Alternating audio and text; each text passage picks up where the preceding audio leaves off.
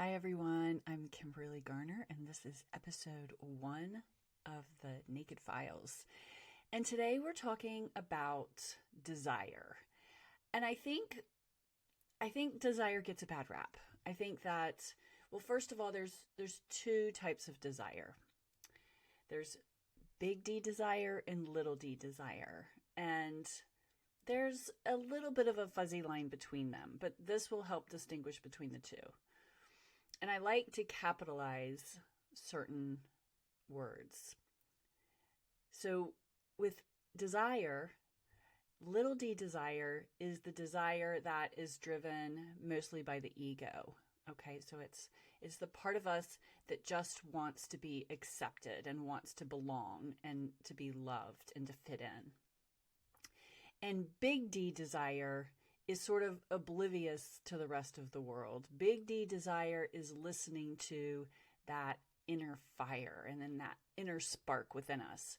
And so that desire is really related to our big values. It's what gets us excited to get out of bed in the morning. Now, the little d desire, it is also related to our values, but it's approaching it from an insecure perspective. And the big D desire is approaching what it wants because it invigorates and enlivens the spirit. Okay, so when you think about desire, associate it with self-care, associate it with enthusiasm and empowerment and being inspired. So this is the desire that is what we're meant to experience in this life and what fills us up. And our desire is like our unique fingerprint that we leave in our life. And so in that way, our desire is really unique to who we are. What you want and what gets you excited and what you just lose yourself in time, that's different than what it is for me. And for me, what I love and what gets me excited is very different than it is for other people. And so when you think about desire in this way, it really makes sense that each one of us is meant to fiercely and exhilaratingly follow our desire. Because if every one of us has something that lights us up, that we're passionate about, and it's different from everyone else, imagine what this world would be like if every single one of us followed our desire and created a life that was revolving around what our desire is. That's what living the adventure of life is, because once we satisfy what we want, all of a sudden it changes and we want something else. And so when you look at desire in this way, you see how our desire is leading us along the path of our own personal and natural evolution. So to me, desire is the most important thing in our life. And also in this regard, I like to look at things from a primal perspective, a universal perspective, and a personal perspective. And our desire is what keeps us alive. It's what keeps us surviving. If we're feeling cold, we have a desire to feel warm. If we feel lonely, we have a desire for companionship and connection. And so following our desire is listening to the cue from life. Our desires, actually, our feelings, are life's way of pointing our shoulders in the direction of our dreams. So our desire is life communicating with us and pointing our shoulders in the direction of our dreams. So when we're feeling discomfort, that's life pointing our shoulders toward our desire. Oops, don't go that way. And there are two types of desires, and we're not going to get into, there's two types of discomfort, and we're not going to get into discomfort in this episode because I really want us to focus on why our desires are legitimate and why our desires need to be taken seriously. So this idea that being following your desire is selfish needs to get tossed out the window. And it's worth redefining what we mean by selfish. So being selfish, think of it as the big S self, okay? Your truest essence is you're being more selfish in the best way, okay? You're focusing on you and your higher self and your inner knowing and your inner being and your desire and what makes you excited about your own life, okay? That is not selfish. That is the opposite of selfish, because if each one of us follows this inner voice, we are going to make the world a better place. And we have to be willing to put our needs before someone else's. Like, that's when we're on an airplane and they say, if we're going to crash, take the oxygen and put it over your mouth before you put it over your child's. That's for a reason, because you're not going to be any good to anyone else if you don't have your oxygen mask. And our desire is like our oxygen mask. So it's imperative we take our desire seriously. Now, the other thing with desire, when we take our desire seriously, we have this doubt that comes up like, oh, that's probably not realistic. I probably shouldn't want that. Or that's too much. I probably shouldn't ask for that. I would be happy with just this thing. Like, don't do that. Like, get excited about your desire. Like, let it be big. Let it be larger than life. Because when we focus on something we want, there's a good chance we're going to get it. When we don't know what we want, there's a good chance we're not going to get it. Okay, so if we want the life that makes us so excited to get up in the morning and puts a smile on our face every single evening, we want to get really clear about our desire, and we want it to be big. We want it to be exciting. We don't want to just say, oh, I'll compromise and I'll settle for this. That's enough to make me happy. No, go big. Go big with your desire. Okay, so don't doubt your desire. Don't minimize your desire. Don't put it in a container that you think is going to make you, oh, how do I want to say this? You know, when you go to someone's house for dinner and it looks amazing and you really want a big piece, but you'll settle for a small piece because you don't want to look rude or you don't want to take more than your fair share. We're not doing this with our own desire. We are taking the whole cake. We're taking as much as we want, as big as we want. We're not going to marginalize our desire. We're not going to doubt our desire. We're not going to expect what we don't want. A lot of times in our mind, we expect what we don't want. This is all working with the subconscious mind. We want to expect what we want, and we want it to be big and juicy and exciting. Because here's the thing. What if we actually can get what we want?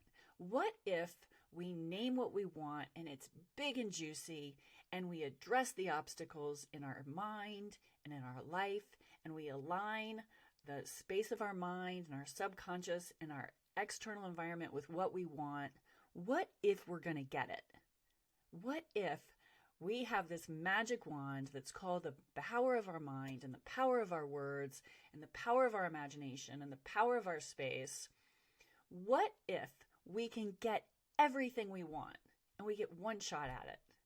Do we want to just settle for the small thing that we would be mostly happy with? Or do we want the whole thing, like the whole enchilada? We want to go after what we really want, okay? So that's what I want to say about following our desire. Our desire is life's way of communicating with us.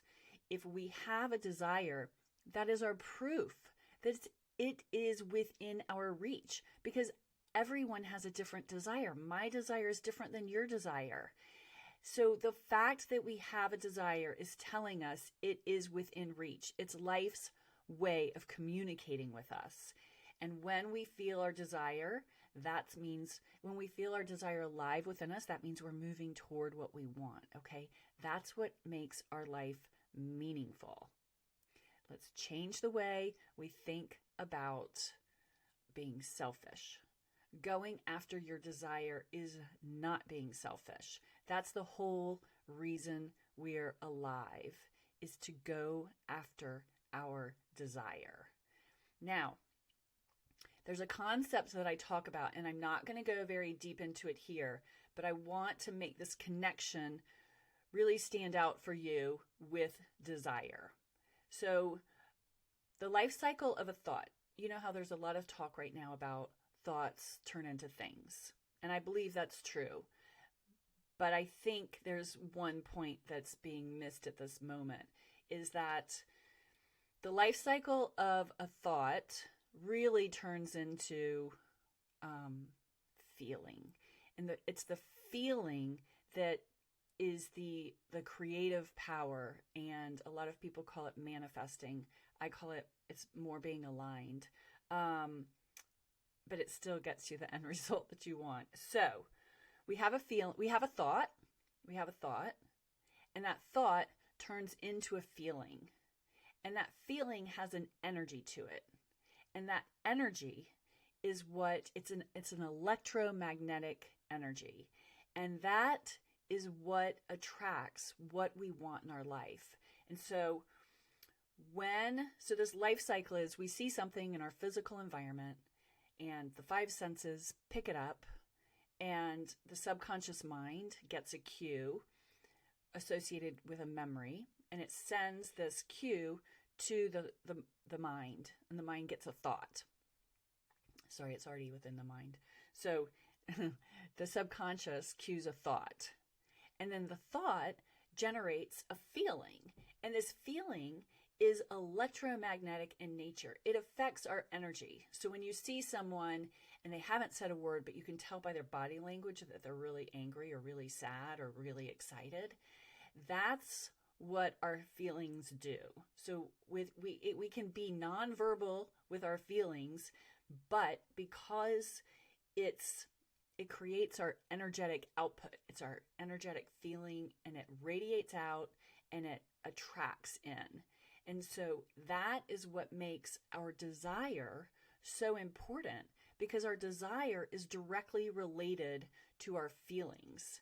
And so when we follow our desire, we are activating our feelings. And our feelings are the electromagnetic juice that's going to attract what we want, because it's how we're being. So no matter what, we're attracting how we're being. Okay, that's just a given. However we are being in our body is attracting. So if we can be aligned with our desires, then our feelings are going to be empowered and inspired with what we want. And so this is why our desire is so important in our life, because it's our desire that's the juice behind our feelings that's creating the life that is becoming and unfolding in front of us. So does that make sense? I hope it does. All right. Our desire is the most important thing in our life, because it guides us on the path of our natural unfolding. Our personal evolution is dependent on us following our desire. Enjoying a meaningful life is based in our desire. Our desire is life's way of communicating with us. So we want to make sure every day we are connected to our desire, that every day we're holding this vision in our mind and our imagination for the life that we are creating, this life that we cannot wait to be living. But it's also right now too. Like, what can you do every single day that taps in to your desires? Our desires are attached to our values. And so when we're following a life that we want, we're also satisfying these values that give our life more meaning and more satisfaction. So our desires are attached to our feelings, they're attached to our values, and our desires are what help us to live a richly rewarding, meaningful life. And it doesn't matter what we're doing as long as it fulfills our inner desire. That's it for today. I hope you have a lovely, lovely day. If you have any questions or thoughts or comments, feel free to send them my way at Kimberly at holisticinteriordesign.com. I'll be changing that email soon, but for now, that's the best one. Okay, have a great day.